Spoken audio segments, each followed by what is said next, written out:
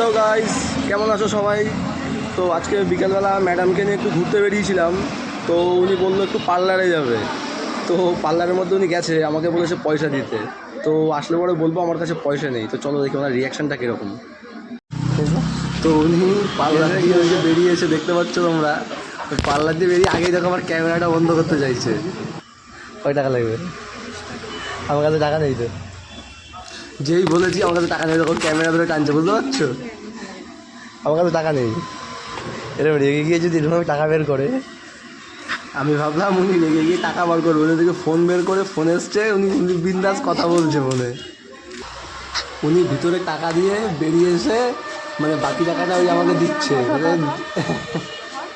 তো বন্ধুরা আমার সাথে চেঁচামেচি কতক্ষণ করলো, ঝামেলা করে সেই পয়সা আমার কাছ দিয়েই নিল। মানে মুখ টুক ফুলিয়ে এখন যাচ্ছে ওদের বাড়ির দিকে। পয়সা কিন্তু আমারই দিতে হয়েছে, তারপরেও মুখ টুক ফুলিয়ে লোকে দেখছে, এই করছে সেই করছে। তো চলো ঠিক আছে, বাড়ির দিকে যাই। দেখা হচ্ছে পরের ভিডিওতে।